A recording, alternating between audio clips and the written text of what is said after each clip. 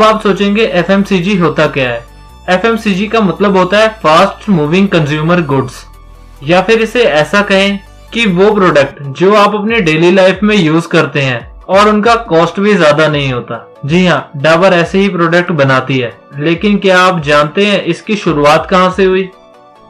इसकी शुरुआत 1884 में डॉक्टर एस.के. बर्मन द्वारा हुई, जो कि पेशे से एक फिजिशियन थे। Doctor S K. बर्मन का एक विजन था कलकत्ता में नेचुरल हेल्थ केयर प्रोडक्ट्स बनाना, जिसकी शुरुआत डाबर कंपनी से हुई। डाबर के नाम के अक्षर भी वहीं से आते हैं, जैसे कि बंगाली में डॉक्टर को डाक्टर बोलते थे, जहां से दा शब्द आया, और बर शब्द डॉक्टर बर्मन से आया, जो उनका सरनेम है। तो इस तरह दोनों के पहले शब्दों को मिलाकर डाबर बनी। अच्छे क्वालिटी के प्रोडक्ट बनाने के लिए डाबर ने 1919 में लेबोरेटरी स्थापित की, जो कि उनकी पहली रिसर्च लेबोरेटरी थी। वहीं 1920 में डाबर ने अपना पहला मैन्युफैक्चरिंग प्लांट नरेंद्रपुर और डाबरग्राम में स्थापित किया। डाबर का एक और प्लांट फरीदाबाद में भी है, जो कि 1972 में स्थापित हुआ था। वहीं इनका एक रिसर्च एंड डेवलपमेंट सेंटर भी है, जो कि साहिबाबाद में है, और ये डाबर का सबसे बड़ा मैन्युफैक्चरिंग और रिसर्च एंड डेवलपमेंट सेंटर है, जिसकी शुरुआत 1979 में हुई थी। शुरुआत में डाबर को एक फैमिली बिजनेस माना जाता था और ये अपनी जनरेशन से अगली जनरेशन तक शिफ्ट हुआ, एस.के. बर्मन से उनके बच्चों को। लेकिन 1998 में इसमें एक बड़ा चेंज आया, जहां पर डाबर कंपनी ने प्रोफेशनल्स को हायर किया अपनी कंपनी को मैनेज करने के लिए, और अपनी इस कंपनी को 3 पार्ट्स में डिवाइड किया, हेल्थ केयर, प्रोडक्ट डिवीजन और डाबर आयुर्वेदिक्स में। वहीं अगर बात करें कि डाबर का एक और health care centre Himachal Pradesh के बद्दी में भी है, जिसकी स्थापना 1993 में हुई थी, जहां पर कैंसर जैसे भयंकर बीमारी का इलाज होता है। एफएमसीजी में डाबर के पोर्टफोलियो में 250 से भी ऊपर हर्बल और आयुर्वेदिक प्रोडक्ट हैं। पर क्या आप यकीन करेंगे कि डाबर के पास 5 फ्लैगशिप ब्रांड्स भी हैं, जिसके नाम से ये मार्केट में अपने प्रोडक्ट्स बेचती है। चलिए मैं आपको बताता हूं उन फ्लैगशिप ब्रांड्स के बारे में, जिनके नाम कुछ इस तरह है: डाबर, वाटिका, हाजमोला, रियल, फेम।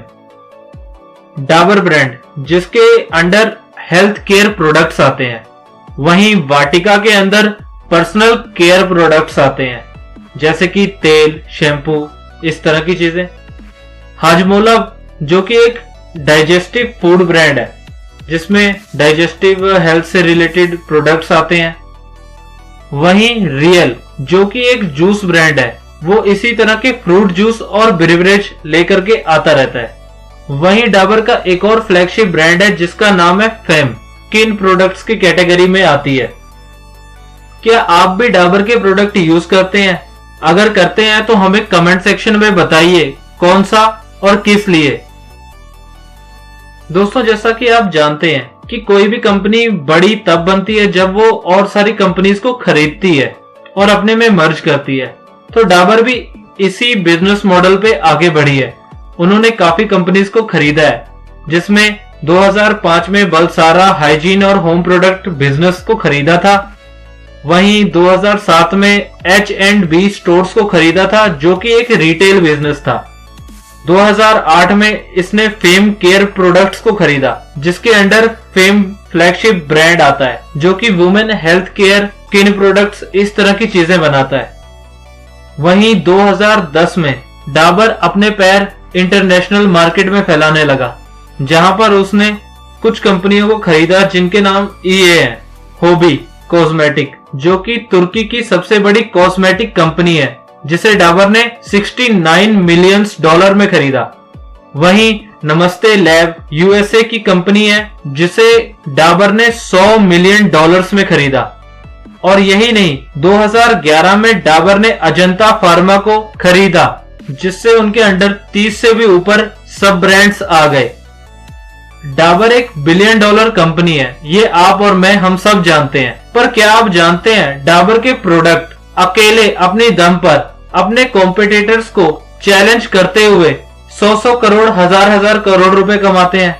क्या आप जानना चाहेंगे वो प्रोडक्ट कौन से हैं?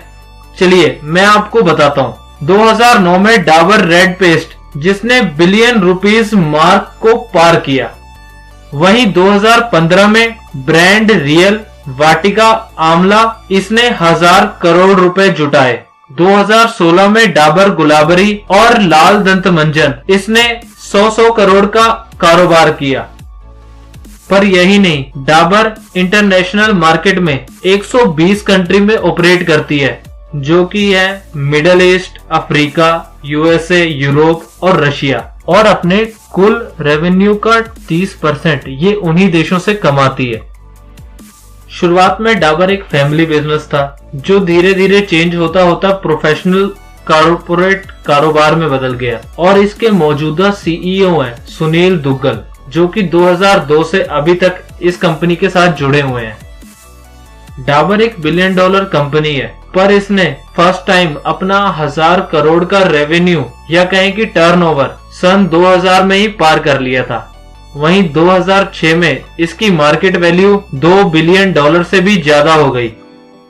2013 में इसकी मार्केट वैल्यू थी $5 बिलियन।